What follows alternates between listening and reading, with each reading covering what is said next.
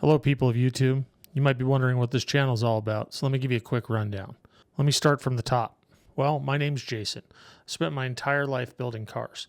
From the time I was about probably 7 or 8 years old, holding wrenches for my dad, getting yelled at for not putting the flashlight in the right spot. You name it, that's what I was doing back then. Sitting in the car, making car noises, dreaming about the day that I finally got to drive one for myself.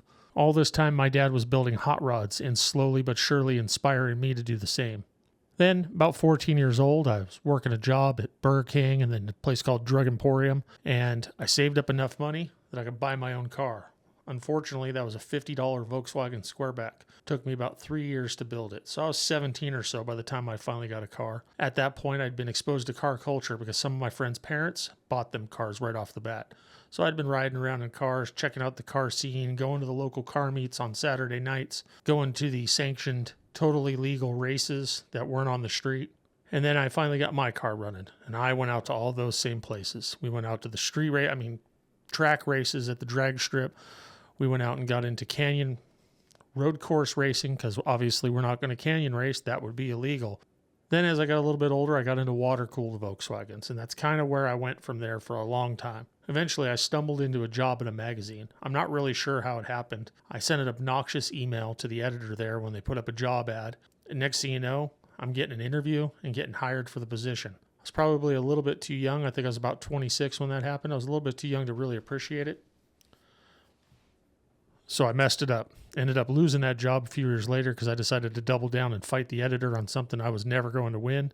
But I had a lot of fun doing it. Met a lot of really cool people. Met people that I'm still friends with today and still talk to this day. Some of those people are still in the magazine industry. Some of those people are in the car industry. Some of those people started wheel companies. Matter of fact, a couple of people I know started wheel companies. We'll probably talk to them, check out their car collections, do fun stuff with them.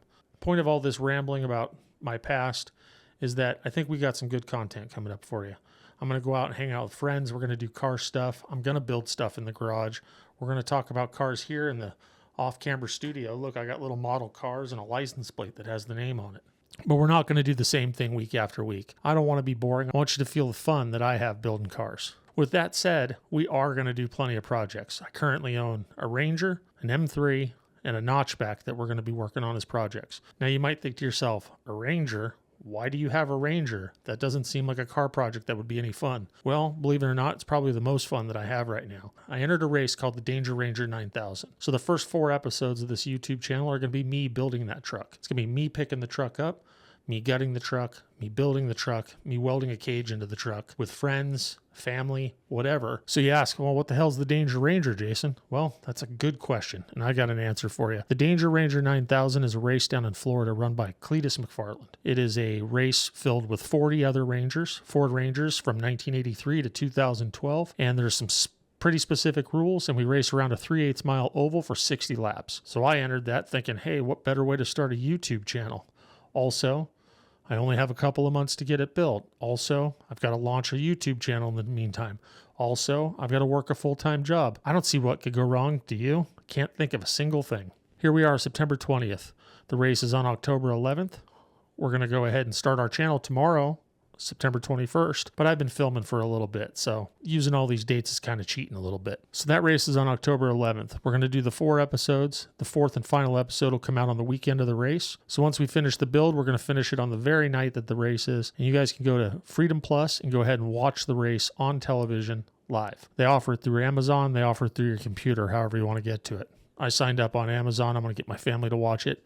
I'm going to force my family to watch it while I'm down there. That should be a whole bunch of fun. But in addition to that, we also have an E36 M3 sedan that we're building. In addition to that, we have a 1964 Volkswagen notchback. Don't know what a notchback is? You'll find out soon enough. It's a car that was never brought into the United States, and all of the ones that were brought in were imported from usually military personnel. I'll tell you, I'm basically into 80s and 90s junk. That's kind of where I grew up. It's kind of what I'm into. Luckily, that stuff's all kind of coming into play again, but there's also some 60s stuff and 70s stuff that I'll throw in. Really, I don't want to discriminate. I just love cars, and we're going to have lots of them. So the channel's going to have some simple builds as well as some more complex stuff with some fabrication involved.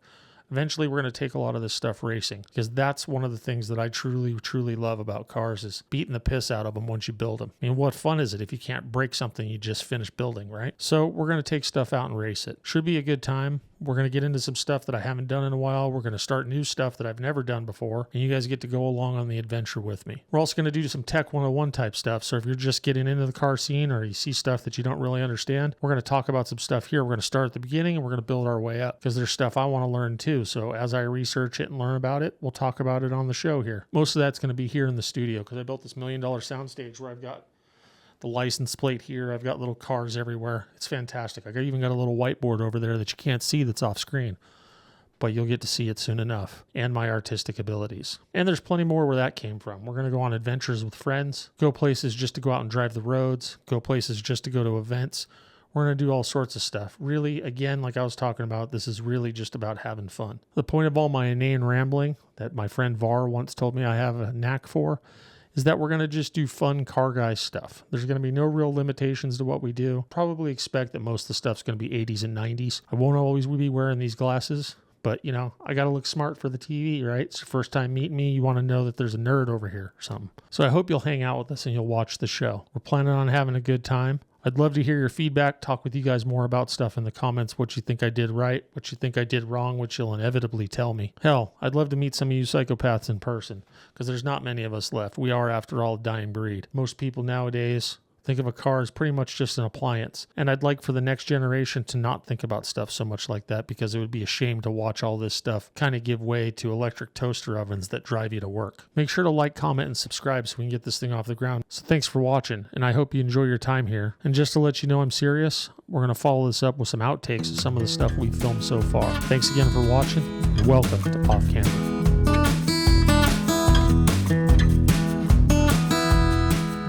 Crazy.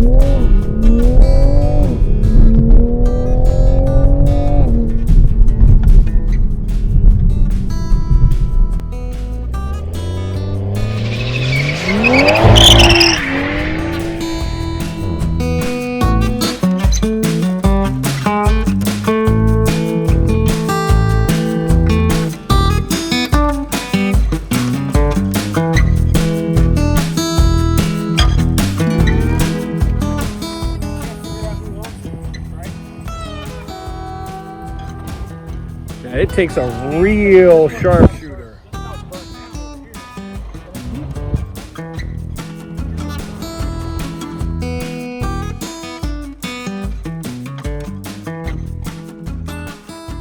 Do you think that we should do the spring one in Redwood, Texas?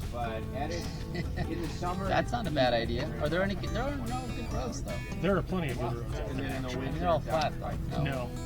Hill country. No, there's tons of Speed bumps don't count, man. No, we could go through some stuff that's equivalent to this. You're not gonna get the ocean views. I don't want those there. A lot of it's by Lake Travis. What do you think? That sounds pretty good.